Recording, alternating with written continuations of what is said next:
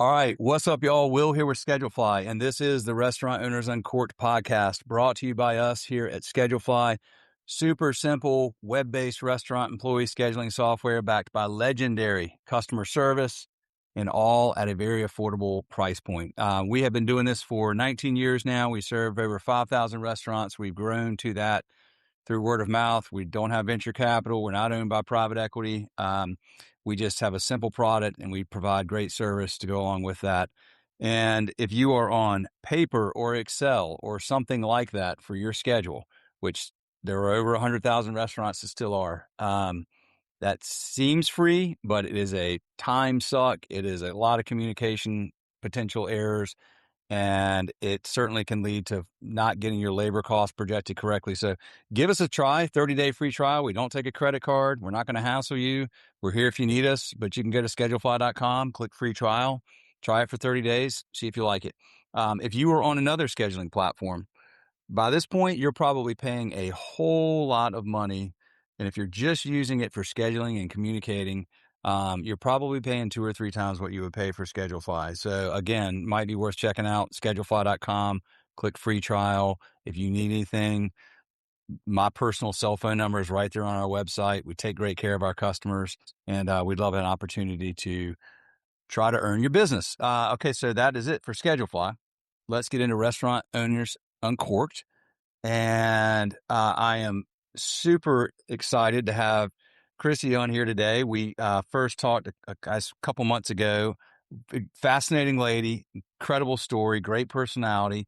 So Chrissy, thank you for coming on. And if you wouldn't mind, just introduce yourself and we'll get cranking. Sure. Well, thanks for having me. My name is Chrissy Pasquale-Urso. I own bars and restaurants. They're all located in upstate New York in a town called Binghamton. I started 21 years ago when I was 21 years old. So the first place that I had was a bar. I actually worked in the bar when it was the previous owner, and he financed me over a 5-year period. So from there, it went to a sushi restaurant to all sort of some different concepts. But I started in hospitality as a hostess and then a server and then a bartender. So I've kind of been doing this for pretty much most of my life. Yeah, I mean, this has been, well, what stuck? I mean, you probably started to make money, I guess, like most people do, just to have a job to make some money. What about it stuck with you?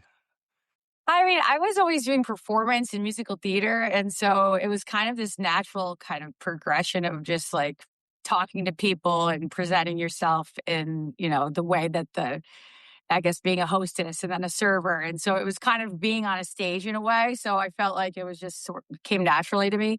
And yeah, I think that as soon as I started making tips as a server bartender, I started getting the bug that I was sort of addicted to it. So and then, when you keep getting a great shift or, you have somebody say, oh, we want to promote you or promote you. So maybe that's a lot more fun than working in a mall for like, $10 an hour at the time, probably even less than that. So Did you start, where was your first bar? Was it up in Binghamton or is it? in Binghamton, yeah. So I bartended there for 2 years before I owned it. It's a university bar. It's kind of like your iconic, like fun place where everybody kind of goes after class. People meet the love of their life there and, go on the dance floor and make funny decisions about who they're making out with. So it's just like a really fun, great place.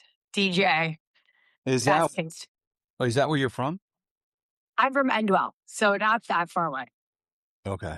Okay. So you grew up around there and then you were there a couple years. So that was the owner was wanting to retire or sell it or something like that? I think so. I think it's one of these places that people can get burnt out. And he was the sole proprietor and he was there all day, sweeping, mopping, doing everything, doing the inventory. And I think in a basement, he was getting no sunlight all day.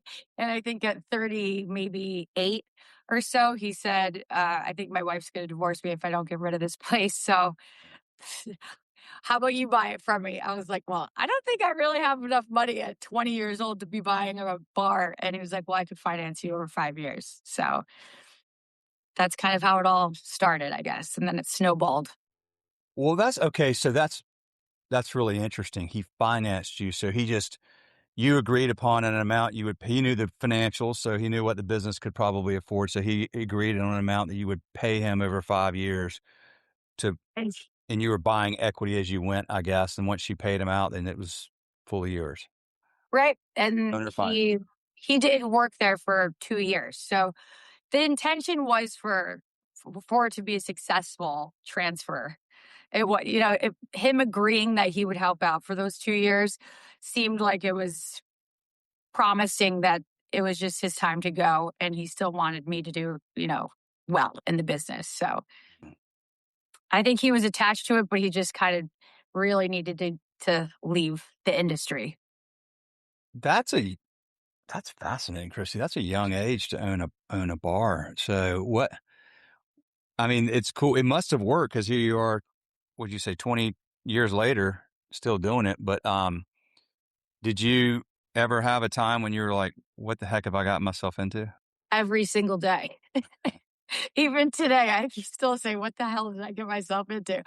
But it's, do you have like these really great days and you make all these memories? And I mean, honestly, with the bar staff originally, we were just hiring friends. So we were having the time of our lives, just like inside of this bar. And it seemed like almost like you were running a Disney World. You're like, I can't believe this is possible. How do I own this place? But, challenges that come up and you say, is this really all worth it? Sometimes, especially something like COVID pops up and you say, it's a daily challenge and everything's changing and it's out of your control. Things like that are the days that you say, why am I doing this again? Maybe I should have a paycheck job. Do you still have that bar? I still have that bar. Yes. Yes. Okay. You say you still have that bar. Okay. So Interesting. I ended up taking over the building. So I have 3 different locations within that property, and we're exploring developing student housing upstairs.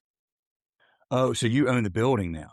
Yes. Ah, well done. So I That's think that it's probably mine forever now, even if I lease out the bar eventually to someone else. how long did it take until you were able to buy the building? Let's see. I think it was maybe 10 or so years in. Okay.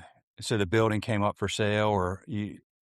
It was one of those things where I approached because after I took over a pizzeria inside of that building, it seemed like, well, if I'm paying the 2 rents on this property, then why wouldn't I be paying the mortgage on the property? So it was and they didn't seem like they were really doing much with it. It was an investment group, so it didn't seem like they really had this emotional attachment to the building. So I think like for the right price, I was like, I think that they would let it go. Gotcha. Okay. Did you do a mortgage on it, or did they do seller financing, or how did you procure it? That was a mortgage. Yeah. Good for you. That's great. Owning the building as a restaurant owner is rare, becoming probably more rare, but boy, is it a difference maker. Because one of the challenges so many restaurants and bars have right now is, you know, real estate, like leases I mean, everything goes up. Like Absolutely. labor's That's going up and food's going up. And the next thing you know, you go to renew your lease you've had for 20 years. And it's like, oh, that's going up 30%, whatever. It's like it becomes, I mean, that's why some places just have to close their doors. where we live in Soho. I see it happen all the time. These really successful, neighborhood spots end up having to close down. And it's not because they don't have business, it's because they can't negotiate their lease. And that's why I always say, well, people ask, why don't you own anything in New York City where, you spend a lot of time? And the reason why is because I don't have any control over it's the price of buying one of those buildings is way too high. And I wouldn't want to not Yeah. have any control over your destiny on the lease. So Well, are you familiar with Kraft, with Tom Colicchio and his place Kraft? yes, They just closed. Like after 25 years, they closed a week ago. And I mean, it was a number of things, but rising real estate prices were part of it. That's just like, man, that's tough. I mean, that was, that's a top chef right there, and he couldn't yeah, figure it out. So I know, it's crazy. Well, that's good on you for having, I mean, Binghamton is how far? So that's like a few hours from the city. Yeah, it's like 2.5 with no traffic. It's not that bad. Do I you mean, go up there a lot, or do you manage it mostly remotely? I still go up after I leave Montauk. I'll probably go up for maybe even like 3 weeks straight when all the university students come back, just to kind of like get the launch pad of get all of our new systems, new employees in place, get some training done.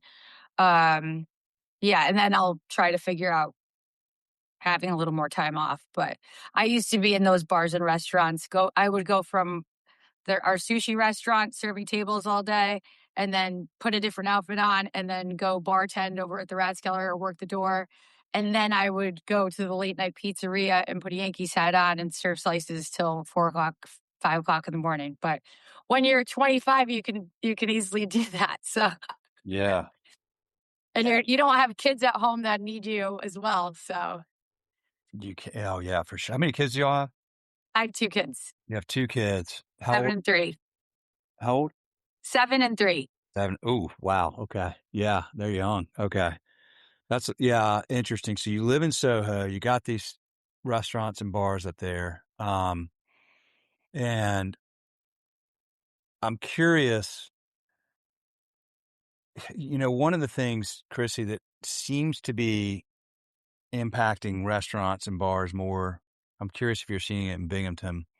Two things right now I'm really interested in. One is um, declining, just overall declining alcohol consumption, and number two is these GLP-1s, which people are eating.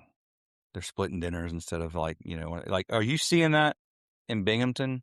Absolutely. I mean, we have a lot of Gen Z as our, Yeah. customer base. And I said one day, Gen Z, the generation just woke up and decided to ruin our lives.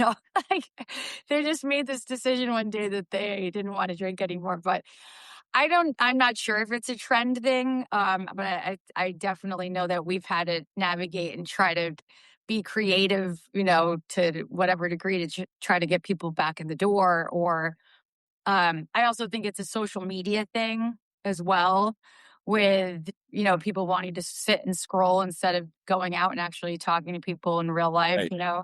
especially when you're a place that's has the dance floor and all these things. Like people aren't going out to socialize in that way as much as they used to. So you just kind of have to keep like editing and changing. And then I think with the GLP-1s, I mean, everybody seems to be microdosing something of a GLP-1 at this point.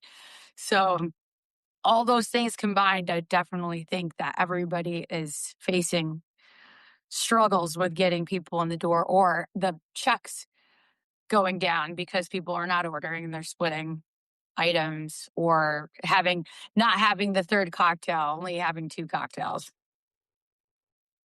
And Binghamton is so Binghamton University. So I mean, that's a fairly big university there. And the it's interesting because my kids are 22, 19, and 16. So two of mine are in college. Uh, I mean, at least with their social circle, I mean, I got, my son's got friends coming over almost every day this summer. It seems like they're consuming alcohol. So I don't know where like is it, but clearly it's become a thing with a lot of people that age. I do think maybe this is wishful thinking. I just don't think it lasts. Eventually you got to realize sitting in your room on a screen without socializing. I just think there's a reason that like anxiety and depression rates are higher now. I mean, eventually I feel like that thing starts to self-correct because, these kids are sitting in their rooms, in their dorm rooms. They're scrolling. They're ordering food to their room. The boys are gambling. Like that's a big thing now. Like, oh, they've got all these Yeah. sites and then they gamble and lose money. Then they don't even have the money to go out. I don't know. I mean, I just can't see that being sustainable because it's like, just takes all the joy out of life. But One thing I have realized is the change of trends with the social media, in a way where instead of maybe going to a bar and spending, their $30 or something, they would rather go to our restaurant upper crust and save it up for an espresso martini so they can so they can take a picture of it for social media, because that's more of who they want to represent who they are. So I think that as long as you have kind of something that hits all these different types of trends, then you're a little bit safer than just being super one directional in one way. So, we have a sushi restaurant. And so instead of maybe them spending their money on a dive bar, which that was just always there, they want to save up and actually go out to like a nice meal and spend their money that way. So I don't think it's a lost thing, but I think that it's definitely something that we have to keep paying attention to and changing things. And doing watch parties has been big for the World Cup and the Knicks. Yeah. Like that's bringing community together in a way rather than just, let's say, the old version of like trivia or something. So just kind of like new ideas, fresh ideas, just coming up with stuff all the time. Constantly. Yeah. Constantly changing. Yeah. Like more so than you've had to in the past, right? Yes, I think that we used to have a special that could run for a decade and people would look forward to it. And now it sort of runs through the trend and it's kind of dies out within a year. Okay. Interesting. People's attention spans just, so much stimulus. They want something new all the time. Does that make it less appealing to you as an owner to be an owner, or do you use that as fuel to turn challenges into opportunities and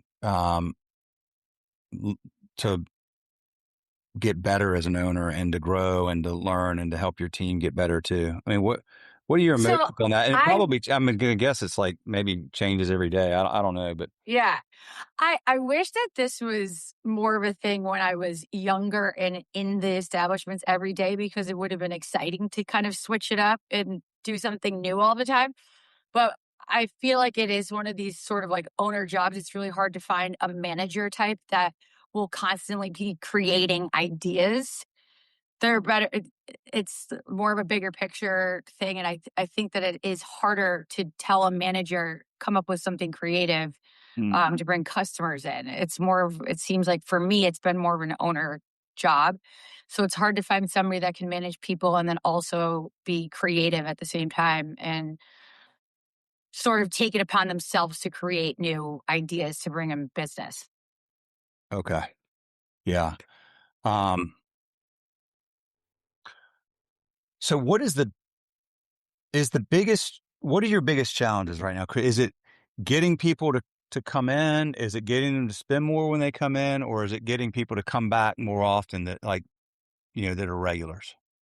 Or is it, I think it's getting people in the door, and there is a lot of competition. People are still having a desire to open bars and restaurants, even though the trends have changed and, people are drinking less. People seem to be opening more rapidly. So I think it's just kind of you having your solid base and people not grabbing from it. And maybe people used to be more of a loyal customer to your place, to your establishment.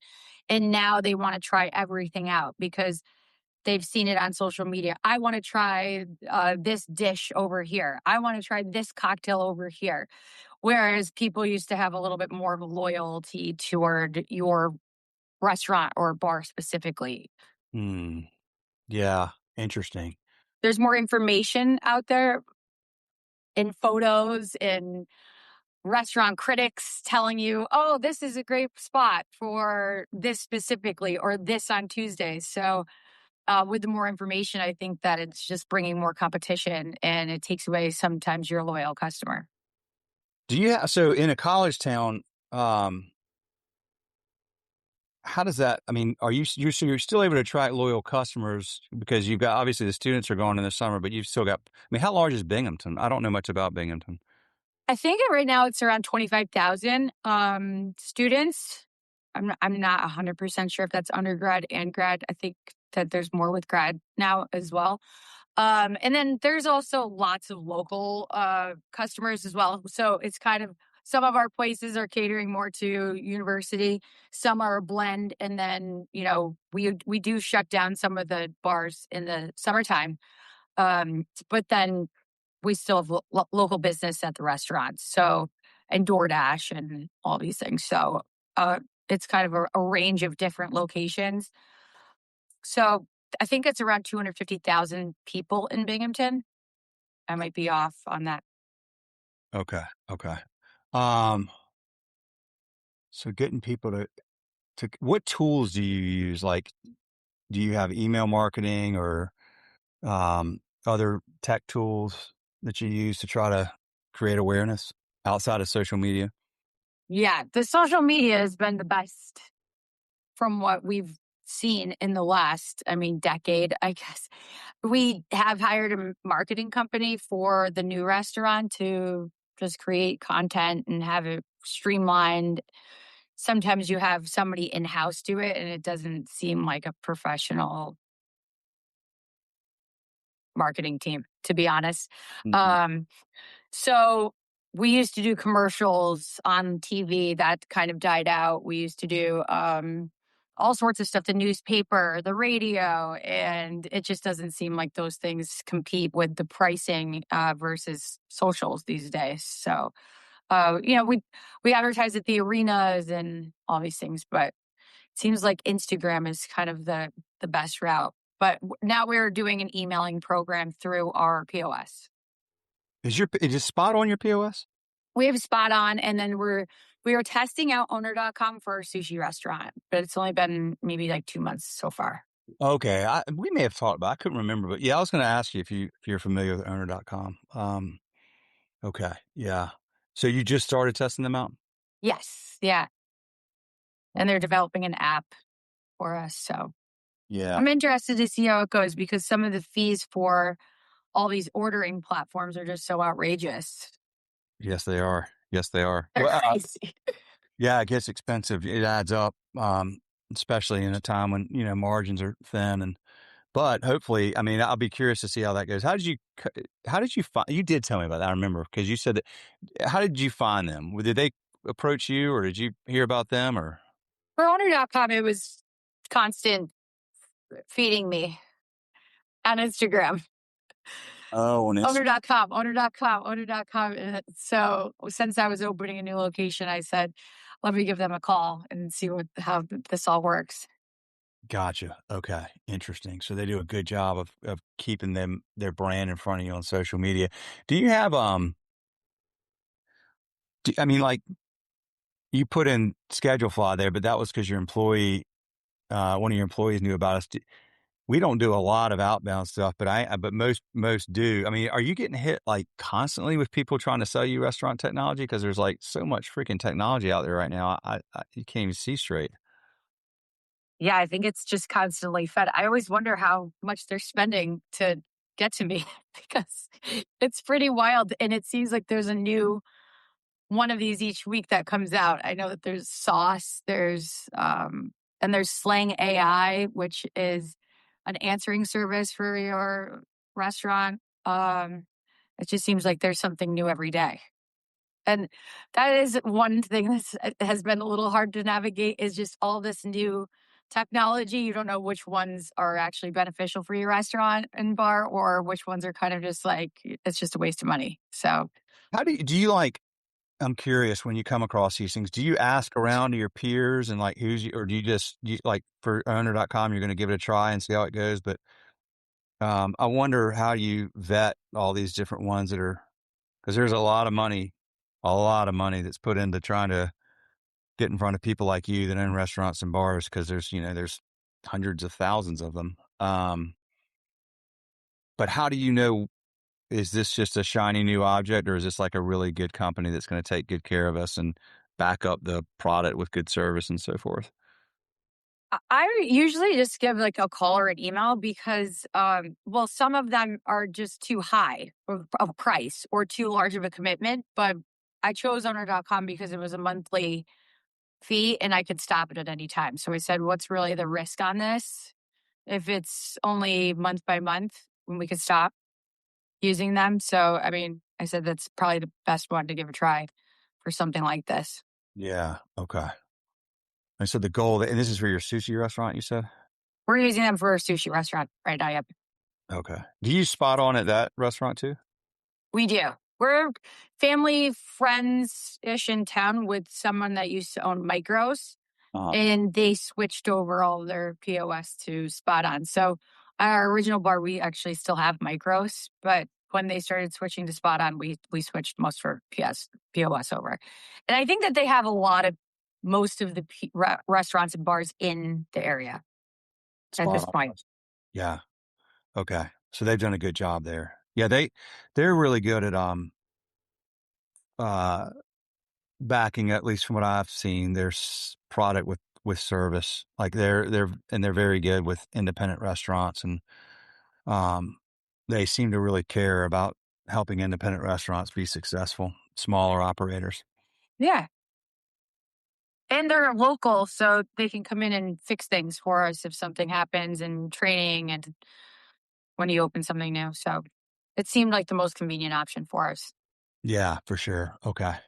Um Interesting. So, and how many places do you have now? Right now we have 5 currently open, 5 open. They're all in Binghamton? all within 1 block of each other. You're just taking over Binghamton. How many buildings do you own there? Just the one, or do you own any of the other ones too? We have we sold one recently that was more for housing. We're also a partner of a large building right in downtown as well, across the street. And then I've a family that owns another that is part of my sushi restaurant that owns that building. Okay. Got it. Got it. How long has the sushi restaurant been there? The sushi restaurant has been there 17 years. We Okay. op- we opened that when I was 24 because I like sushi and there was no sushi there. So You just did it. I love it. Uh, so you've had one that's been there. Well, the bar, the original one had already been there for a while, and then you've got ones you've been opening. And then what's the most recent one that you opened? that's the upper crust. So I owned it previously as another pizza location, but it was with partners and just things dissolved. So Andrew and I just went in and redid it and kind of bought out shares from people and just reconceptualized the location. Okay. So that's upper crust. That's pizza. So you've got pizza, you got a bar, you got all the different. What other concepts do you have? Pizza, bar, sushi, and then there's the late night pizza, which we are reconfiguring because people are going home earlier. It used to be Yeah. 4 o'clock in the morning. People would still be lingering out on the streets. And now it's 2 o'clock in the morning. People start heading home in the Ubers. So Mm. I just think that it would be better used as something else at this point. Yeah, that is another thing I've heard. The kids these days that do go out, they go home a lot earlier than they used to. They go out earlier, though. They go They, out d- earlier? they Okay. go out earlier, and it does seem like people want to go out to eat. The younger people will go out to eat first before they go out to like a birthday. Whereas when I was in college, I don't think we went to 2 restaurants in 4 years. I mean, it was you went from your dorm room or your college apartment straight to a frat party and then straight to the bars. Straight to the bars. Yeah, Yeah. there was no eating. So people do want to go out to a fun restaurant, take pictures, go out for birthday parties. It's kind of part of the experience now of going out. Well, it is interesting because with all this social media, people need to be somewhere other than their dorm room to post a picture that looks like they're having a good time, and that's going to be a restaurant or a bar typically. Right. Okay, that's interesting. So, The birthdays have gotten pretty extravagant. We have espresso martini towers and all these. It's just so funny to me because I don't remember spending my money on a martini in college or even like grad school or even my mid 20s. I don't know. Wasn't thinking of doing something like that. So it's just all these changes, but I'm, lucky that if somebody leaves this establishment, I have an option for them somewhere else. Oh yeah, I mean that's great to have a variety of different concepts. And I mean, are you able to do you cross market those? I do. And we have a lot of customers that will go from one place to another. Yeah. Okay. Um, well, what else? Tell me about. Okay, so what has changed in the last decade has been that you now have kids. So you have a 7-year-old Right. and a 3-year-old. How has that changed your relationship and time and energy you're able to spend on the restaurants and bars and in the restaurants and bars? It's wild. I mean, they require me more than my employees require me, and I never thought that would be possible.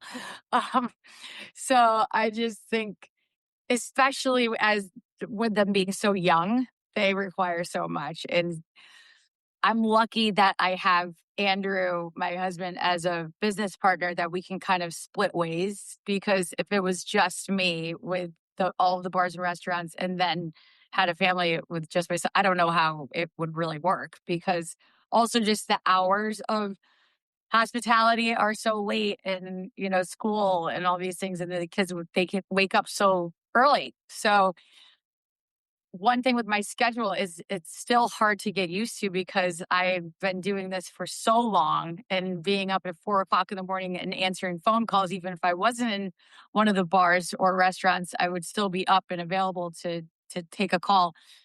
But now I have to be up 2 hours after that to get kids ready for school. So I mean, now my son will go to full day of school next year, so I think that that's gonna be very refreshing to have 6 hours a day that are, both kids are at school. So I think that's gonna be a major change. I'm looking forward to having some time, a chunk of time each day, just with undivided attention towards the bars and restaurants. Um, yeah, but I think that it's just like an ever-changing kind of thing with the kids. I mean, every day seems to be different. Like what they needed 6 months ago is constantly, now it's totally different than what they need today. So I'm looking forward to having extra time, but I wish the time was at nighttime. Right. Yeah, well, you're a long way from being able to put them to work too. So it's a lot. I mean, that's a balance. It's hard. I got to imagine as a restaurant owner to have little kids, and good thing your husband is part of the business because it is a demanding thing. But what I'm going to assume is that given that you're don't live in Binghamton and you're 2-3 hours away and you've got kids, you must have some rock star people helping you run those restaurants up there. We definitely do. And, even you always have to keep your eye out. Somebody within could just be a server and they have, something special that brings them to the next point, and maybe they didn't even realize that they wanted to be in management and hospitality. It might Yep. be that they have something that they didn't realize that was special. So, hey, would you want to take on some more responsibility here and be an assistant manager, or are you interested in hospitality? And it might not even be something that they thought about before. So I think a lot of our people we find within, but we always have our eye out. Even just customers sometimes that work somewhere else, and a year later they say, "My time kind of just ran out there. Do you guys have anything available?" But so we have found some really great people, and we're actually have a partnership with someone that was a manager for a bar for maybe like 15 years or so. So people tend to stick with us for a while. Yeah. Okay. Good. Well, that's huge. The cost of turnover is significant and disrupts the flow of the business and disrupts so many things that maybe you can't measure in numbers, but specifically, but customers feel it, the staff feels it. It gets stressful. So, what do you do? After COVID, it's much harder to keep kitchen and servers than it used to be. COVID really just changed everything, I felt like. Why do you think it's harder after? Like, what's changed? Honestly, I feel like there's a lot of options for people for like Amazon and some of these companies that they don't want to work those hours or be in a kitchen anymore.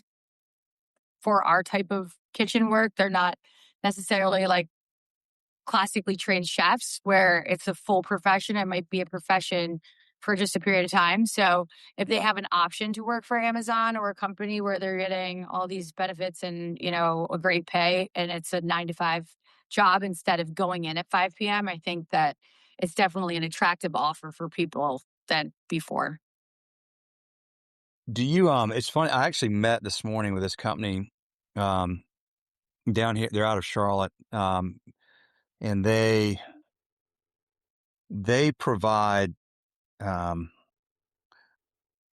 access to, you know, basically people that want to pick up a shift that are 1099, that where you, and a lot of it's back of the house. It's bussers, it's dishwashers, maybe line cooks or whatever, where somebody just needs somebody fast and they're down somebody or whatever. And this company, vets and thoroughly screens people. So they have this you know, Network of people. network. That's amazing. I would love to know about them. Yeah. I mean, it's called Flexi, Flexie. They're not up there yet. Like they're building, as a lot of these restaurant tech companies do, like they're building out, like in Charlotte, and they're doing really well here, and they've got some other markets they're getting into. But they actually said that it might be worth talking to them, because they said that getting workers is not nearly as hard as getting restaurants to like sign up. And the reason it's hard to get restaurants to sign up is the same reason it is for anybody that's selling to restaurants, is like, how do you get the owner's attention when there's 5,000 other companies trying to sell them something or whatever? So we were talking about that this morning, because we're considering like finding ways to promote them, to our customers. But they've been very successful. I've talked to some folks here that use them, that love them. Like, just Cool. eventually they become like, and they work with a lot of fast casual and quick service too. So like Chick-fil-A is basically using them here in the Charlotte area as almost as a trial run for, so instead of, hiring somebody and hoping it works out, they're letting Flexi send them people. And if that person comes and they pick up shifts and they do a good job and they're reliable, then they eventually like, hey, you want a job? So it's interesting. It's sort of flipping that on its head, where it's like almost a recruiting tool for them to find good, reliable people. That's amazing. I mean, even out here in Montauk, since it's so remote, that people have such a hard time finding workers. I'm friends with a lot of the people that own the bars and restaurants out here. And also they have to be housed somewhere, or they have to Right. be 2 hours away on a train, and then they don't show up one day. And so they have a huge, it's a really hard thing to find staffing out here for pretty much all the Hamptons. That's what I hear as the biggest complaint is, I wish I'd found staffing. I can't find anybody to come out. Isn't that crazy? Did you ever think you'd see a time where you can't find anybody to work? And I mean, it's like, I don't know. It's just, it's wild. But according to Flexi, there's a lot of it. I think it's this whole gig economy thing. It's like they don't necessarily want to have a full-time job, or maybe they've got something else. They just want a little bit extra, like here and there or whatever. But I don't know. I found that to be interesting. Um, We have a lot of problems with people just not showing up for interviews. They say that they're coming. So we have, 12 people that say that they're showing up for a line cook, and only 2 of the people show up. It's really crazy. I can't for the life of me understand. I hear restaurant owners tell me that everywhere. It's everywhere in the country. The idea, if I found out one of my kids signed up for an interview and didn't go, I would be irate. Like, Yeah. you at minimum, you call and say, hey, you know what? Something's changed. I'm not going to be able to make it. But just no showing, ghosting. It's the ghosting. The ghosting is wild. Or, there's no notice if people leave either. It seems they just don't show up, and then maybe a text. Or if they're sick one day, and sometimes you're stuck with the situation. You have to just keep rolling with it because until you find somebody else. So they kind of get away with the behavior too. It's for the life of me, I can't understand that stuff. But I'm obviously way too old for this. I don't know. It's just mind-boggling to me, to like, just the whole ghost concept to me is really, really weird. Like, Yeah. just tell the person, like, like, I don't know. It's just like, it's one thing to not be able to, I get these kids grow up on these screens, so it's harder for them for interpersonal communication. Um, but, but my goodness, if you can't just send a text and, and just be like, hey, like the idea of just disappearing is really weird. I don't know. There's so many things now. I've realized how old I'm getting when there's so many things where like, I don't get that. My kids are like, dude, you just don't understand how things work. I'm like, oh, I understand how they work. I think your generation is like, unfortunately, the screen generation that's like screwing up how things work. But I think y'all will eventually learn this lesson. I don't know. Maybe I'm wrong about that, but I do think that people are, it's an interesting time because people are realizing more and more. Everybody knows they need to spend less time on screens. Like that's not I mean, even, my kids will even say that. Like they know that there's this human urge to be around other people and in person and interact. And, you know, restaurants are sort of the last refuge for that. It's like, I mean, even our family, if we have a family dinner here at home, it ain't the same thing as when we go to a restaurant Right. because quite frankly, everybody in the back of their mind is like, I want to get back on my screen. Like that's what they're thinking about. Like there's just not as much engagement or intention as when we go out to a restaurant and we're like, phones are staying in the car or whatever. And then you're kind of like out from your normal, my little hole in my room with my screen environment. And it's like the only place, I mean, we talk about this, it's like the only place where we can really, really connect and interact with each other. And there's fun conversations at restaurants to talk about, whether it be like the cocktail or what do you think about the appetizers or what do you think about the service so far? There's conversations, whereas when you're eating at home as a family,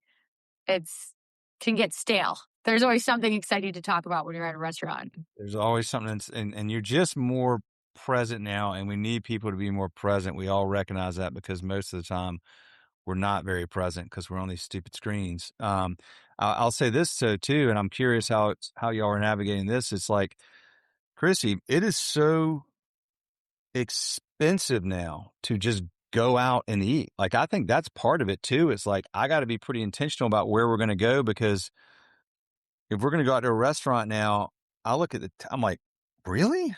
We just spent that much money for five of us to, like that's a hard challenge as well. I mean, you have so many challenges right now as a restaurant owner, like food costs are up and inflation's up and, wages aren't rising at the same pace as inflation and all this. And then I would imagine, I don't know if it's the same in New York State. I know in New York City, your labor laws are like insane. All the like, I don't know, all that comes with that. Yeah, I mean, I think it is nice that I'm not dealing with fine dining because sometimes when we go to fine dining restaurants, it really is absurd. And I should be more understanding because I'm in the industry. But I started kind of saying it's a pass to like some of these Michelin stars or some of these 12 course. I'm like, it's not really worth it. There's really great options out there for that mid range restaurant, even for like an anniversary or something. You don't need to go berserk and go to one of these like Michelin stars sometimes to have like a really nice time and have really good quality stuff. And especially there's so many new options out there that but I think I'm lucky to not be in this fine dining range, having more accessible restaurants. You absolutely. I mean, we my daughter works at this place locally, and I love this place. I won't say it, but we went there for my birthday the other day. And it was just four of us because she was actually working. She was a hostess. Oh, that's fun. Yeah, but I got the ticket. And I was like, how is that even possible that we just spent that much money for four of us? Like, Yeah, where's my friends and family discount? and two of them are, you know, underage, so they're not even drinking alcohol. And like, I don't know, man, it's tough. But I mean, what comes with that is like we're more thoughtful about where we go, but we go to the places that we know are reliable. Like the place we went, we go to family things there all the time, and the reason we go is because we know the service comes first. Like we know we're gonna be treated well. Um, very consistent service, always just like great, just nailing the hospitality piece, and then the food's it's not Michelin star, it's just going to be consistent. Like if you have consistent quality food and people make you feel like they're happy to have you there, I mean, I'll go back to that because there's a lot of places I go where one or both of those things don't happen. It's like, why would I go back there? Right, right. The price of mocktails is wild to me when I see them on menus. Why is somebody buying an $18 mocktail in New York? I mean, when a regular cocktail is $18, I just think it's crazy. But I don't understand that. I do think so. I think that there's um, that no alcohol trend will eventually slide back a little. Andrew Huberman's out there telling people don't drink any alcohol because it's poison, and but eventually it's like, what? It's okay to have a beer or like a glass of wine, or I mean, maybe don't go have 20 of them, and put people at danger and get behind the wheel of your car. But like, alcohol is a social lubricant. In New York, people can just walk into a store now and buy weed and gummies. I think that Yeah, is having an effect that's on having an effect too. people not buying alcohol as much. So, when you have such an option I mean, it's just so accessible and so legal these days. It's like, okay, well, why? Or I only need to have one drink at dinner because I'm also going to pop half of a weed gummy. Do you have my daughter went somewhere. She went out the other night to a brewery. Was it a brewery? No, it wasn't. They're not a brewery. But they have a large beer selection, like tons and tons of beers. But she said they had THC infused drinks on the menu. Is that something you're allowed to have up there in New York? So I've even asked the state liquor authority about this because they now have THC and cannabis and CBD drinks, but I haven't gotten a clear answer if I could serve them on premise. I think it's kind of a fairly new thing. I was surprised. I did not know that. She was too. She's like, I cannot believe they're, but apparently it has something to do with the way the THC is produced. If it's, I don't know what the deal was, but anyway, I was surprised. And I mean, it is a thing. I mean, I have some family members that are, I won't call them out specifically. I think some might listen to this podcast right now, but let's just say I have some family members that are older than me that's what they drink now. Like, it's like when they don't have wine, they have these like, Or the mushroom based with like lion's mane and all these functional adaptive. No, they have the THC drinks to like wind down, like in the evening or whatever, instead of wine, like, or whiskey or whatever. So Right. yeah. Is lion's mane part of that too, or is that more like, I mean, I've had that in my coffee before, I but think it's adaptogenic mushrooms. yeah. But they're just adding it into like all these, mocktails and Yeah. putting them on menus, I guess. I'm not sure if you can do it in New York, but I haven't got an answer. Well, I mean, the mocktails are interesting because people do spend that much money. I mean, they've got to be super high margin too. I mean, I know like cocktails are, but But I mean, a bartender can make a mocktail out of like really anything, so it shouldn't be that expensive. I mean, the real cost should be is the liquor if it's on a nice cocktail menu. But I think if you're selling it, the ones that you buy per bottle, those are pretty pricey. They're not any cheaper than a canned cocktail or a bottled cocktail when you're buying it from the distributor. But if a bartender is making it for you, I mean, it should be fairly cheap to make a mocktail. yeah, which is helpful with margins, because I mean, that's a lot of the margins, right? Is in the alcohol. I never understand why people will try to push their the canned cocktails like the high noons and stuff, because the price of those, the cost is so much higher than Right. your bartender making them. Right. Yeah. Interesting. So um,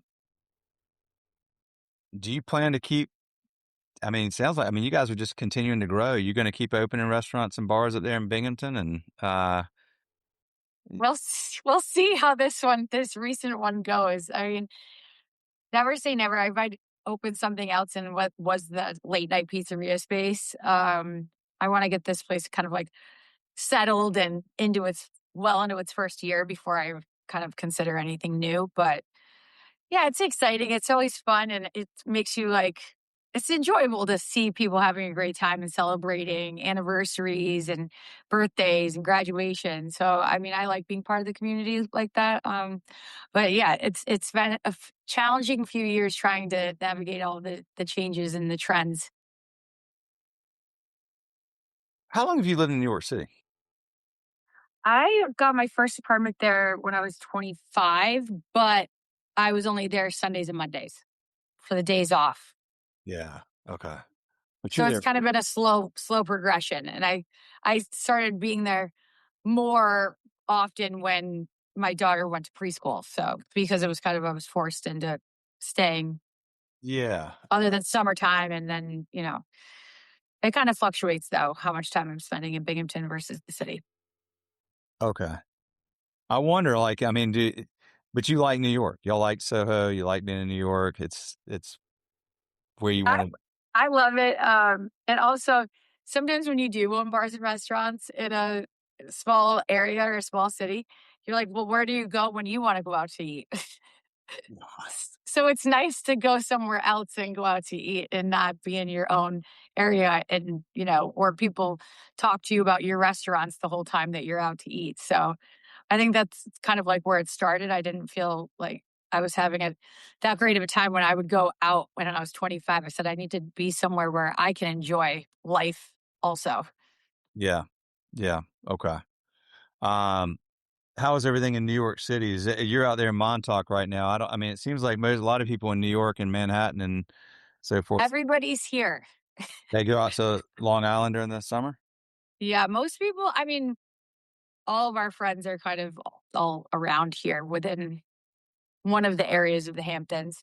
And there's not that many bars and restaurants. So you run into people left and right. I mean, it's kind of hysterical, but some of these places are just making so much money. You can see that they're just printing money because of just the influx of all the tourists on the weekends. But I always think it's nerve-wracking for them on a 4th of July weekend when it just pours raining and they've got, all this stuff set up for outside or like a performer set up and they're just, it's kind of overwhelming to think about the price of what they're paying for all these performers to come in and if it rains, which it did this weekend, Oh, because I've did it? been there. Oh, yeah, man, that's tough. That's hard. Yeah, so it rained up there. Has it been real hot up there? It's been so freaking hot down here in North Carolina recently. Oh, I bet. It was hot last week, but now it's just a rainy week. So it's pretty moderate. But I mean, in the city right now, I think it's like over 100 degrees all last week. Yeah. In Binghamton as well. We had lots of complaints from our kitchen staff last week from the temperature in the kitchen. Oh, yeah, right. I bet. Well, I want to respect your time. We're running up on close to an hour here, but I do want to ask you this: like, knowing what you know now, would you do this all again? I think I would because it's given me a lot of stories and it's keeping me like very busy and life has been extremely interesting for the good or the bad. So I think that I would do it again. And I can't believe I'm saying that, but I think I would.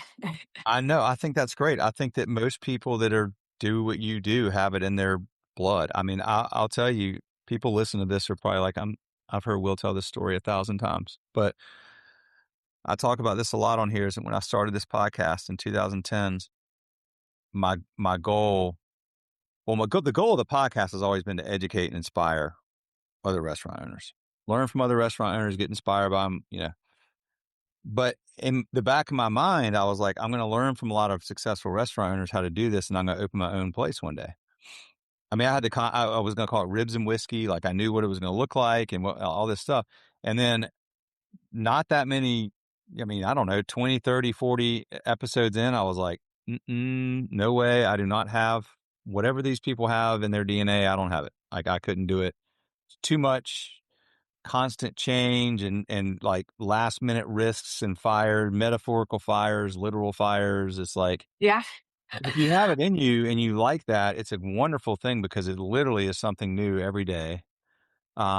It's never boring, and it involves in your heart, if you really care about a community, Binghamton, or I live in this little town called Waxhaw here south of Charlotte, like, it's a great way to give back to that community and invest in that community, and you have the ability, an outsized influence in your community to determine the not the fate of the community, but to be a part of the story of that community and whether that community continues to, thrives or doesn't thrive. I mean, you can't have a really like Binghamton can't be a great place to be unless it's got a lot of great bars and restaurants. Nowhere can. I mean, if Right. somebody doesn't have some really thoughtful, creative, hardworking restaurant and bar owners in their town, that town's not really going to thrive probably. Because even in today's world with all these screens, we still need places that we feel like that's my place in my town. These places are great. I love going to those. I go there to celebrate, like we did on my birthday the other day. I go there to mourn. I mean, when my dad passed 4 years ago, like you don't want to be dealing with like cooking food and hanging out. What do? You go to you go to a restaurant, and in that case, we went to night before the service and after the service, we went to these two different restaurants in Raleigh that are independently owned, and we know who the owners are, and we know they're awesome people, and they care a lot about and you know what they did when we went there, and they knew we were, in a tough place emotionally, and they just take great care of you. Like, so if that's in your DNA, I figured you would say that because I think it's like you just kind of have to do it almost, even though it's Yeah. hard. Well, I people come up to me and say, "Oh, I have an idea for a restaurant. Do you think I should do it?" I'm like, "I'm sure it's a great idea, but you shouldn't question it so much." I've never questioned, "Is this a good idea?" I just go. It's like, if I think if I come up with a concept, I kind of just do it until it's open. And then afterward, I say, "Did I just open a sushi restaurant? And what? Why?" But it's like almost like you're not even thinking about it, and you're not thinking about all what could happen, and you don't even care if if what could happen. So that's That kind is of that's pure entrepreneurial spirit right there, Chrissy. Not everybody has that, and most people are in some ways, maybe they're looking for you to say, "This is not a good idea," because it's like, "Oh, I could have done that," but, it's almost, a way to get an excuse to not do something. But the other part of it is you also have people that part of what I hope this podcast helps with is, like, maybe they learn what I learned, which is I have a lot of respect for you and your peers that own restaurants, but I don't think I'm cut out for it. Um, and I'm glad that I realized that before I went and made a really expensive mistake because I do think a lot of people think I'm a good cook or I'm a good, host or whatever and for parties at my house and that is awesome. That is really cool if you are and keep doing that, but if you want to own a restaurant, I mean, wouldn't you agree like you really need to know what it's like to own a restaurant and you better work in one for a while and get a sense of like what really happens and what the hours are like and what the constant flow of tough decisions is like because that they talk about how many restaurants close in the first year, but a lot of it's, I think, because people don't know what they're getting into and they realize it too late. And it's, would you agree? yeah, I think that, my Italian family always said, "Oh, we want to open an Italian restaurant." They didn't want to open an Italian restaurant. They wanted to be home and eat pasta on Sundays, but they just thought that their pasta sauce was the best pasta sauce around. But that's a lot of the ideas that I hear are similar to that. And sometimes you open a restaurant with a concept, you don't have any clue how to make some of those items, but you find a chef that can make those items and you're kind of overseeing all of the things. It's not just with the food items. You're getting somebody that is the expert of the food. Then you get somebody that's the expert of the staff, the person that's the expert of the social media. So it takes like all these different things together, and you're kind of just the one pulling the strings and coming up with the idea, the general idea. So, but you have to manage people and be always on your toes and expect the unexpected and be okay with being disappointed and losing sometimes that your competitors will win, but that doesn't mean that you give up. That means that you figure out, and that doesn't mean that you copy them either. You create something that people want, that's different than them. Yeah. Don't step on your competitors' toes. You should work, with them. And competition is good. Sometimes when you don't have anybody next to you, it kind of makes you lazy. And it's not great for your customer either. So I think that there's so much that goes into it, not just, you know, I think I'm a good home chef and I want to own a restaurant. That's Yeah. a mistake to get into it. Yeah. Yeah, for sure. For sure. Is there anything else that we, as we wrap this up, is there anything else that we didn't talk about that we should talk about? Ah, I don't know. I think that we covered a lot of probably what you get into. I don't know. What do you think? I think so. I just always like to ask that because I just want to make sure that there wasn't something I don't know that we didn't address. We addressed a lot of stuff. Yeah. I really enjoyed getting a chance to do this, Chrissy, and getting to know you better and learning more about what y'all are doing. And I appreciate it. Cool. Thanks. Yeah, this is fun. Thank you. So for those of you listening, watching, remember, we need your ratings. So go to Spotify or Apple Podcasts, or if you're on YouTube, give us a like. If you're on Apple, Spotify, give us a 5-star rating. If you throw a comment in there, that helps too. And the reason we always ask that, y'all, is because, and I know most of you are going to do like me and be like, well, somebody else will do it, but be the person that does it. Because the more ratings we get, the more these podcast platforms put this in front of people that are looking for content like this. And if you think this is helpful content and you want others to hear it, it helps us so much for a rating. So, Chrissy, and I'll ask you that too, is whatever you use to listen or watch podcasts, go give us a rating. And follow me on Instagram. Where do we follow you on Instagram? Chrissy P. Urso, ChrissysPurso.